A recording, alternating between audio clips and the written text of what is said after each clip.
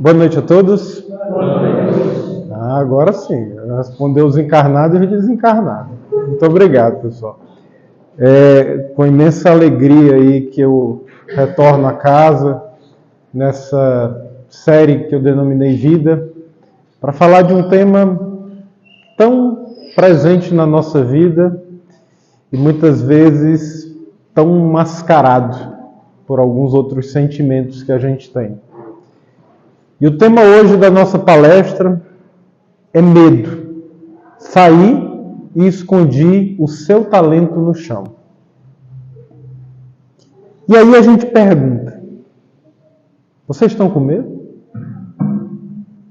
Vocês estão com medo do que está acontecendo no planeta Terra? Ou será que vocês têm medo de vocês mesmos? Será que a gente tem medo de ficar doente? Será que a gente tem medo de não ser bom o bastante? Será que a gente tem medo de não sermos suficientes para a nossa vida? Será que nós temos medo de não conseguirmos, na nossa velhice, nos mantermos? Então, assim,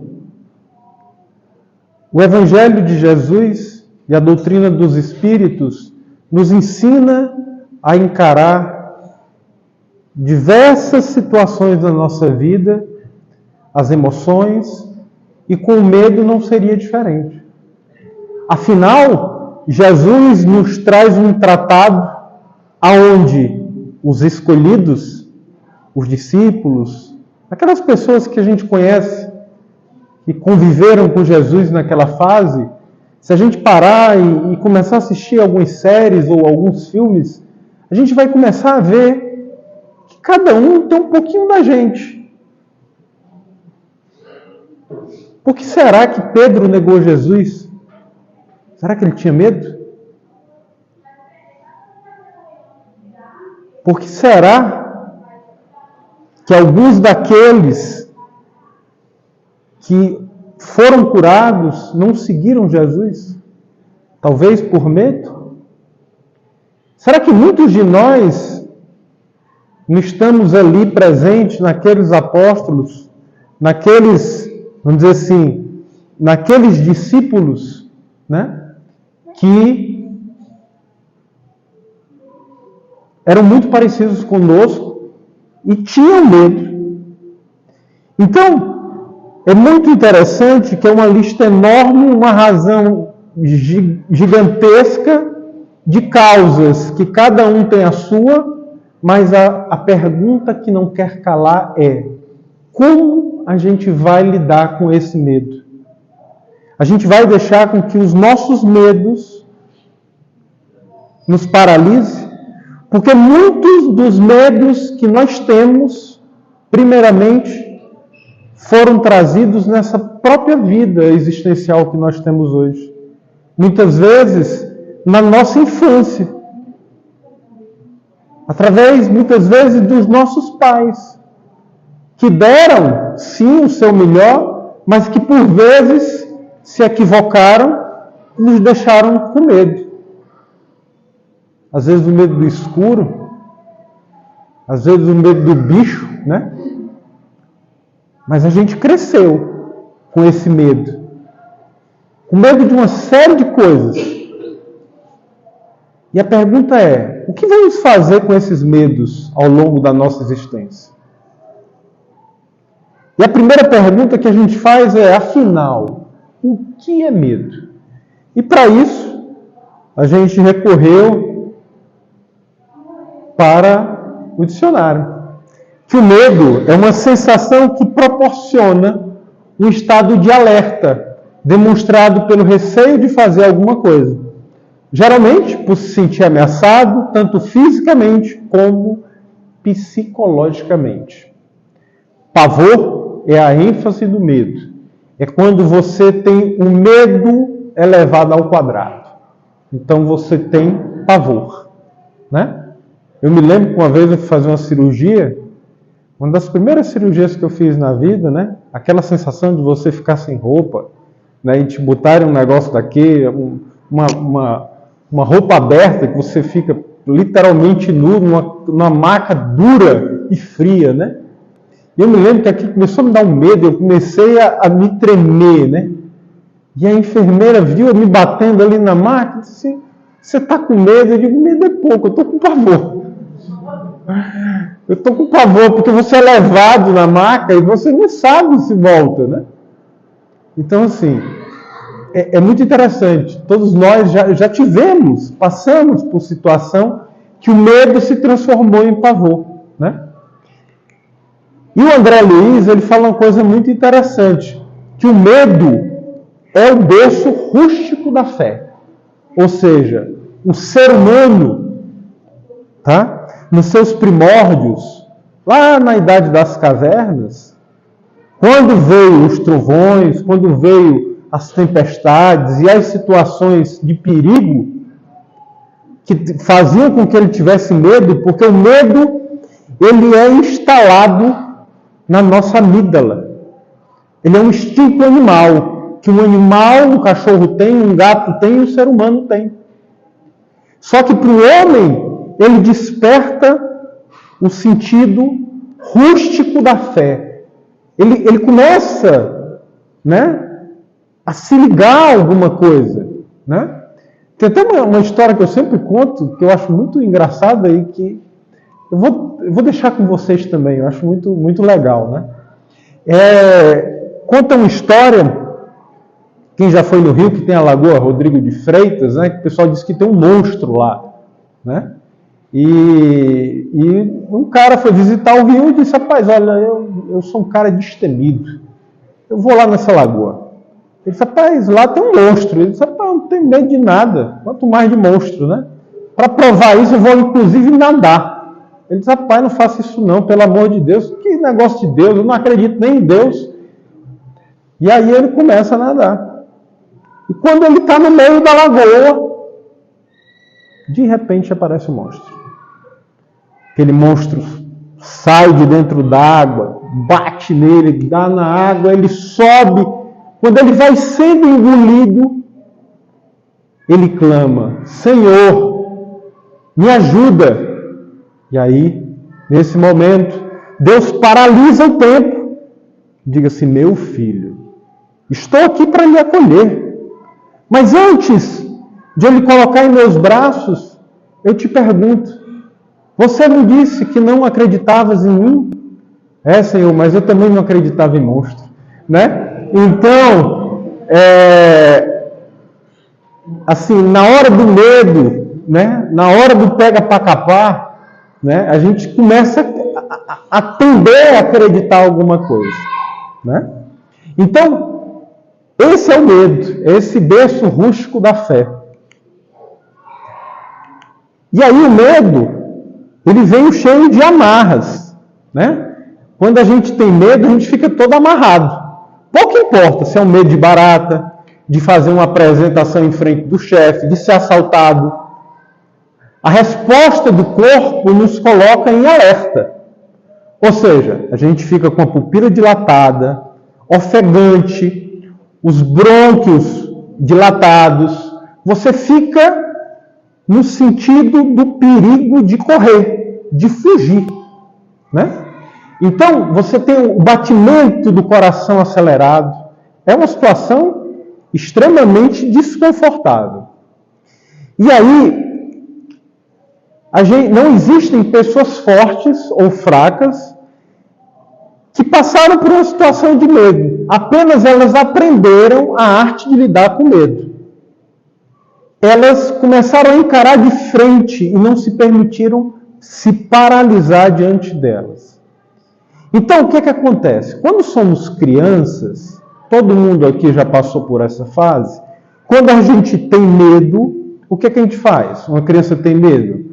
Ela chora, ela pede o pai, ela pede a mãe, né? Pede inclusive mais a mãe. E aí, o que acontece? Quando a gente vai crescendo, a gente vai fingindo que não tem mais medo. E a gente bota aquilo debaixo do tapete. Joga no inconsciente. E a gente vira um bocado de adulto, cheio de medo, cheio de situações que muitas vezes vai encontrar esses medos num consultório de psicologia. Minha esposa aqui não me deixa mentir. Então, o que acontece? A gente sabe que o medo, ele é a raiz, tá certo? De muitos problemas psicológicos que cada um de nós tem. É pelo circuito do medo, tá certo? Que se dispara uma série de mecanismos que faz com que as nossas emoções, as nossas ansiedades sejam disparadas. Quem nunca ouviu falar ou quem nunca teve uma crise de pânico? Uma crise de ansiedade. A pessoa fica toda se tremendo, a pessoa pensa que vai ter um infarto. Então, assim, uma crise de ansiedade, se você buscar muitas vezes, ela pode ser disparada, muitas vezes, porque, olha, eu vou dar uma palestra, eu não gosto de falar em público, eu estou com medo de me expor. E aquilo desperta uma crise de ansiedade.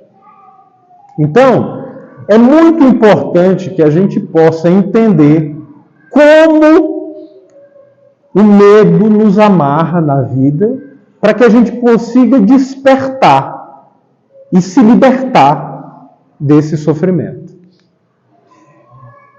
É muito interessante, e aqui eu já faço a propaganda, todo mundo já ouviu falar na Wikipédia? Você já ouviu falar que existe a Kardecpédia? Existe sim. Você vai lá no Google, Kardecpédia, existe um site que chama Kardecpédia, você vai lá e você procura qualquer assunto e aparece. É muito interessante. Eu aconselho, mostra as revistas, mostra livros, né, que tem o assunto X que você está procurando. E eu procurando lá sobre medo, sobre a influência do medo, eu achei uma história muito curiosa e resolvi trazer para cá. Dr. F, que era um médico, voltava para casa depois de ter feito algumas visitas a seus doentes, e em uma dessas visitas haviam-lhe dado uma garrafa de um excelente rum importado diretamente da Jamaica. O que acontece foi que o médico esqueceu a bendita garrafa na carruagem. Isso em 1858. Foi o que aconteceu. Quando ele chegou em casa, que se lembrou, ele voltou e falou para o cara da carruagem: olha, é o seguinte, eu esqueci uma garrafa de um veneno extremamente potente e perigoso. Por favor, tomem cuidado se você achar. Foi o que aconteceu? 2 horas depois, chega 3 caras passando mal, com dor na barriga, pedindo pelo amor de Deus que fosse salvo, né? E aí, o que acontece? A lição dada nos mostra que não foi pela ação magnética e nem foi pelo efeito da bebida, porque era um rum maravilhoso. O que acontece é que essa transformação, no caso vertente, houve a emissão do fluido magnético, não, mas sim da imaginação de cada um deles. Através do medo, disparou isso e eles começaram a passar mal. Então, é um esclarecimento que está presente no Jornal de Estudos Psicológicos de 1858, na Revista Espírita, né? Mostrando que nem sempre é magnetismo, né? É também a ação da imaginação que faz com que a gente possa ter sintomas do corpo físico. Então, a influência do medo da nossa vida pode causar sintomas diversos. O hábito é uma esteira de reflexos mentais acumulados, operando constante indução à rotina. Isso está lá no Pensamento e Vida do Emmanuel. Ou seja, é a esteira lá de aeroporto. O hábito, o que a gente faz diariamente na nossa vida, é essa esteira que faz a gente avançar e que muitas vezes a gente leva culpa, egoísmo, vaidade, orgulho e o medo. a gente no nosso dia vai levando esses sentimentos. E lá no Pensamento e Vida, fala assim: estruturamos assim complicado mecanismo de cautela e desconfiança para além da justa preservação. Ou seja, a gente faz tudo isso para nos preservar como seres humanos, porque nós queremos viver, nós queremos ter segurança, nós queremos ter o nosso emprego, queremos ter a nossa casa. Então, tudo que a gente é ameaçado, a gente tende a ter medo. E a gente começa a reter apaixonadamente o instinto da posse, e com o instinto da posse, a gente cria reflexos de egoísmo, de orgulho, de vaidade e de medo. Quem nunca passou pelo seguinte sentimento? Você ganha, digamos, passou a ganhar R$2.000. Aí você, poxa, agora eu ganhei meu primeiro salário e tal. Daqui a pouco você ganha R$3.000. Ganhou um pouco mais. Ah, não, a diferença já foi 50%. Ah, vou ganhar 4.000.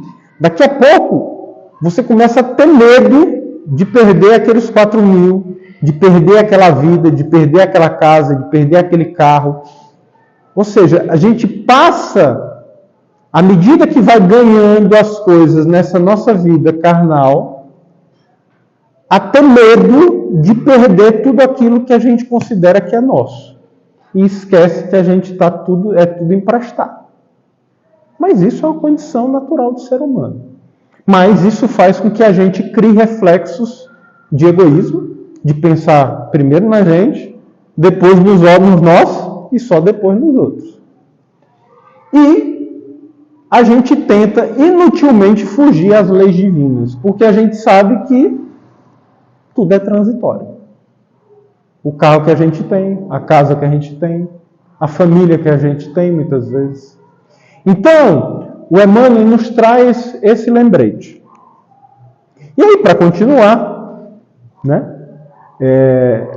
nada mais justo que a gente possa também passar aqui para vocês um pedacinho da parábola dos talentos para a gente poder refletir sobre isso. Porque isto é também como um homem que, partindo para fora da terra, chamou os seus servos e entregou-lhe os seus bens. E a um deu 5 talentos, e a outro 2, e a outro 1, a cada um segundo a sua capacidade. E ausentou-se logo para longe. E tendo ele partido, o que recebera 5 talentos, negociou com eles, e granjeou outros 5 talentos. Da mesma sorte, o que recebera 2, granjeou também outros 2. Mas o que recebera 1, cavou na terra e escondeu o dinheiro do seu senhor. E muito tempo depois, veio o senhor daqueles servos e fez contas com eles. Então aproximou-se o que recebera 5 talentos e trouxe-lhe outros 5 talentos, dizendo: Senhor, entregaste-me 5 talentos. Eis aqui outros 5 talentos que granjeei com eles. E o seu senhor lhe disse: Bem está, servo bom e fiel. Sobre o pouco foste fiel, sobre muito te colocarei. Entra no gozo do teu Senhor. E chegando também o que tinha recebido 2 talentos, disse: Senhor, entregaste-me 2 talentos, eis que com eles granjeei outros 2 talentos. Disse-lhe o seu Senhor: Bem está, bom e fiel servo. Sobre o pouco foste fiel, sobre muito te colocarei. Entra no gozo do teu Senhor. Mas chegando também que recebera 1 talento, disse: Senhor, eu conhecia-te que és um homem duro, que ceifas onde não semeaste e ajuntas onde não espalhaste. E atemorizado, escondi na terra o teu talento. Aqui tens o que é teu. Respondendo, porém, o seu senhor disse: Mau e negligente servo, sabias que ceifo onde não semeei e ajunto onde não espalhei? Devias então ter dado o meu dinheiro aos banqueiros e, quando eu viesse, receberia o meu com os juros.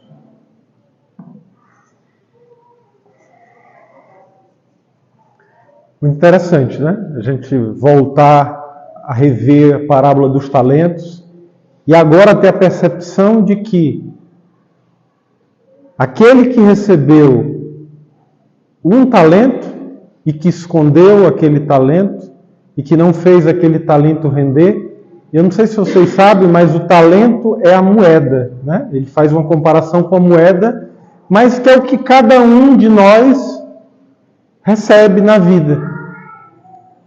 As nossas possibilidades.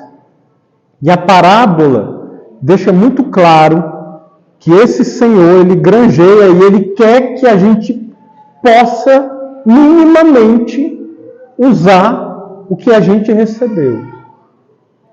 Ou seja, a gente precisa colocar a nossa disposição para o trabalho.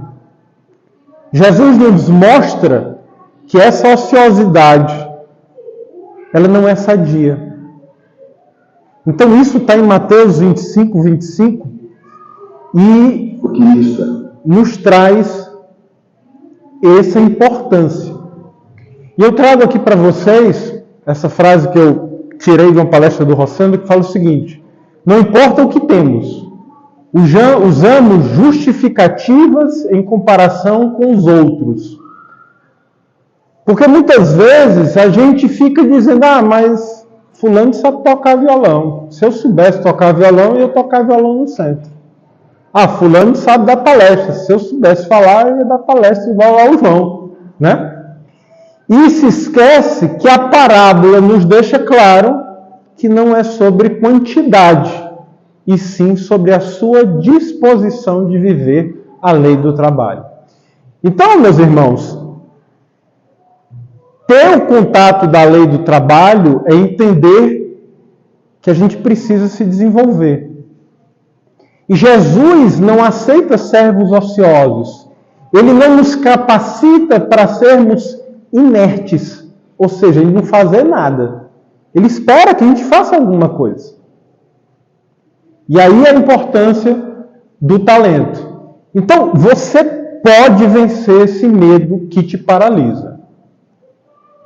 Então, a gente precisa trabalhar, a gente precisa avançar e caminhar para que esse medo não nos paralise. O medo do trabalho. O medo de pegar esse talento que cada um recebeu aqui, que o Saulo recebeu, que o Emanuel recebeu, que cada um recebeu, e que pode ser pequeno, grande, médio, 2 ou 3, não interessa, e a gente precisa multiplicar ou pelo menos produzir com o talento que a gente tem. Porque, como eu sempre digo, cada um tem um salzinho que faz a diferença. Seja na hora ali de acolher, de dar um abraço, de dar um aperto de mão. É o que faz a nossa diferença. Só que muitas vezes na nossa vida, por medo, a gente entra num estado de esgotamento, exaustão, estresse, crise, cansaço, irritação, e aí a gente não faz. A gente se deprime, fica numa cama lá remoendo, só pensando, mas se eu tivesse hoje melhor, se eu tivesse com mais energia, eu ia fazer. Mas não, eu estou meio para baixo, eu não vou fazer. E aí, a gente precisa usar dos artifícios que a gente tem. Para isso, a gente tem que entregar, muitas vezes, em alguns momentos, quando a gente não consegue mais, a gente precisa entregar a Deus. Eu lembro de uma história que aconteceu comigo, onde eu estava desempregado em São Paulo, e eu já, sendo muito franco, eu já tinha feito de tudo. Eu estava com muito medo, porque eu já não tinha mais dinheiro, eu já não tinha uma série de condições, eu tinha que voltar para Fortaleza, e provavelmente muitas vezes, se isso não tivesse acontecido algo diferente, eu não estaria aqui hoje contando essa história para vocês. E comprando um cartucho de impressora, eu recebi impresso um papel onde dizia: por isso não tema, pois estou com você. Não tenha medo, pois sou seu Deus, eu fortalecerei e o ajudarei. com a minha mão direita vitoriosa. Isaías 4, 1, 10. Isso mudou o meu dia e mudou a minha vida naquele momento. É a forma como Deus falou comigo. Eu não sei se vocês sabem, mas na Bíblia tem escrito 365 vezes: não temas, não tenha medo. Olha que curiosidade. A quantidade de dias do ano tem escrito na Bíblia: não temas, não tenha medo. Só que aí, quando a gente vai entregar para Deus, a gente tem uma característica. A gente entrega, mas não entrega. Porque a gente fica com medo, né? A gente tem que se garantir. Então, assim, eu vou entregar, mas eu vou ficar dando ajuda aqui para ele, porque a gente quer no nosso tempo. A gente não quer do jeito que Deus quer. Ou de como Deus vai fazer as coisas. E Deus, ele trabalha de um jeito diferente, num tempo diferente do que o nosso. Num planejamento totalmente diferente. E aí eu trouxe aqui para vocês se lembrarem de uma cena maravilhosa. Para vocês, todo mundo se lembra do Ghost, né? E endossa a Rita. Eu sei. E foi nominal para o Asilo Santo. eu queria que vocês relembrassem.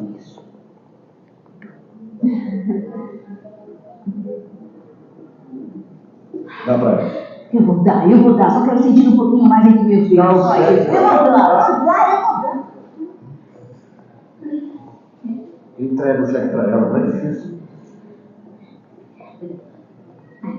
Entrega o Eu cheque. vou dar. Deus lhe pague. Deus lhe pague.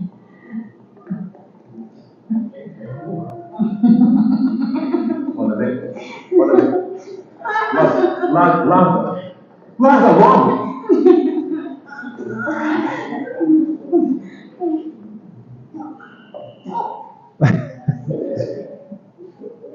Endossa a Rita. Eu sei. E foi nominal para o Asilo Santo. Então, às vezes, entregar a Deus é difícil, né? A gente bota ali e fica segurando, né? Porque vai que ele não faz no tempo certo e eu fico ali tentando, né? E às vezes essa falta de entrega da nossa parte complica todo o processo. Então, a lição que a gente traz aqui é justamente essa. Que tem momentos que a gente tem que soltar o cheque.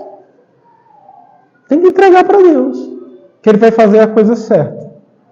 E eu trouxe de um livro chamado Escutando os Sentimentos, do Vanderlei de Oliveira, que eu não sei se vocês sabem, mas no plano espiritual existe um hospital chamado Hospital Esperança para espíritas. Olha aí que coisa, né? Vocês sabiam disso? O Hospital Esperança. E Hermance Dufour fala o seguinte: inúmeras dessas rogativas partem de corações queridos, iluminados com o conhecimento espírita. Ou seja, aflitos, cheios de espírita lá no hospital, aflitos, desanimados, apesar do clarão doutrinário. Ou seja, o cara passou a vida inteira dentro do centro, mas está no hospital internado. Sentindo-se frustrado, triste com a vida interior, deprimido. Tarefas e orientações, prece e esforço, segundo suas súplicas, não têm sido suficientes. Continuam dia após dia carregando um martírio mental, sem soluções ou alternativas de sossego e paz interior. Ou seja, nem sempre 20%, fazer a campanha do sopão, trabalhar, dar palestra, vai garantir que você vai estar bem dentro de você. É muito importante que você trabalhe as emoções, que você trabalhe esses seus medos, as suas causas, e você se melhore para que você possa espiritualmente se equilibrar. Então, que possamos nos esforçar, tanto quanto possível, para aplicar as orientações da doutrina com o nosso próximo. E aí, quando é que a gente começa a pegar aquele presente que a gente recebe do Senhor, né? O talento, onde é que a gente começa a aprender? Na célula máter, que é onde é? Que é no nosso lar, na nossa casa, na nossa família. Para que a gente possa evoluir para o centro, para que a gente possa evoluir para o trabalho, para que a gente possa evoluir na nossa cidade. A gente aprende em casa. É fazendo as coisas dentro de casa. É tratando o outro de uma forma diferente. Então, assim, a nossa família, ela é tudo. Ela é célula máter. E nós, como é que a gente cuida de nós próprios? A proposta libertadora do Mestre Jesus é: ama ao próximo e acrescenta como a ti mesmo. A gente precisa se amar. Às vezes a gente vai ter medo, e às vezes a gente vai ter que enfrentar esse medo e ir com medo mesmo, para que a gente possa usar esse nosso talento. Esse ratinho tem que ir preparado, né? Eu estava atendendo algumas pessoas num trabalho que a gente faz na quinta-feira, e eu estava comentando, né? Eu digo, olha, às vezes a gente tem que usar alguns recursos para ficar bem, e às vezes tem que ser mais de um. Eu costumo dizer, dia de segunda, às vezes eu passo lá no centro, vou tomar um passe, aí dia de sexta eu vou para a acupuntura, aí tem um psicólogo na sexta-feira, aí eu vou dar uma palestra no Centro X, eu faço o evangelho lá no domingo. Então, assim, não é só uma coisa. A gente tem que usar vários artifícios. A gente tem que se trabalhar. Tem que fazer uma caminhadazinha para diminuir a ansiedade. Tem que fazer o que gosta, dar uma volta de bicicleta. Entendeu? Então, é muito importante que a gente se prepare. E nesse slide, onde a gente chama a semente do carvalho, onde cada um tem uma intuição interna e cada um pode agir, ação, para quê? Para que traga propósito na sua vida, para que use o seu talento de forma infinita. Então a gente precisa parar e escutar o que tem dentro de cada um. Porque, assim, às vezes, a gente fica assim, mas quem eu era noutra vida? Vai que eu era um rei, vai que eu era não sei o quê. Eu queria saber, para entender um pouco o propósito de eu estar aqui novamente. Gente, por favor, a maioria das pessoas que eu ouvi falar que foi atrás de outra vida, não deu muito certo. Porque, normalmente, nós éramos pessoas comuns, com muito mais erros do que hoje. Então, assim, foquemos nessa. E outra, vamos deixar de querer achar que cada um tem uma mega missão aqui, né? Porque tem espírito que é realmente um espírito missionário, aquele cara que vem para trazer a doutrina espírita, que vem para trazer um legado. Não necessariamente, para ser um missionário, precisa ter uma grande missão. Você pode ser um bom pai. Você pode ser um chefe gentil. Você pode ser um patrão justo. Um pai amoroso. Um vizinho cortês. Que a gente possa utilizar o nosso talento. Seja ele pequeno, grande ou médio, porque a gente sabe que o próprio Senhor vai multiplicar. E que a gente não esconda os nossos talentos, porque para o uso eles foram feitos. E o Benjamin Franklin fala o seguinte: o que é um relógio de sol na sombra? Não é nada. A gente não pode esconder o nosso talento. E para finalizar, tá bom? Antes que vocês desdobrem, né? Eu vou passar um último vídeo que mostra um trecho de Jesus com Nicodemos, que eu acho que fala muito desse medo que a gente ainda reside dentro de nós, para a gente poder fazer uma reflexão.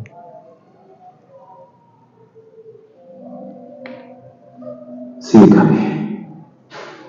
E o Senhor verá mais. Seguir o Senhor? Junte-se a mim e aos meus alunos. Em 2 dias vamos deixar Cafarnaum.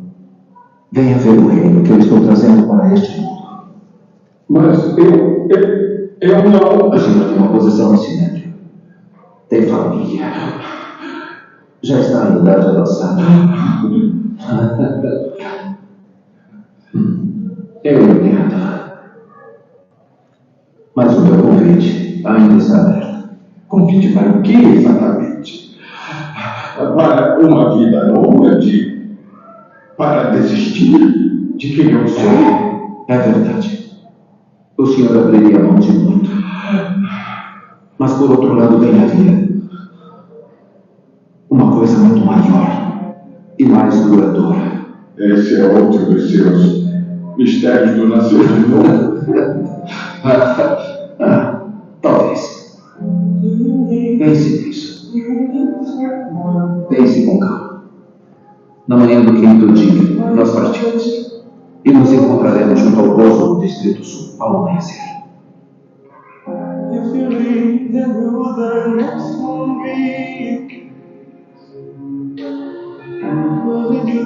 Todos chegaram? Sim, estamos todos aqui.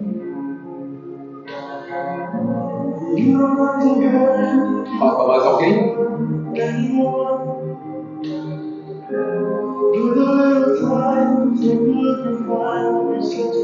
Você chegou tão perto.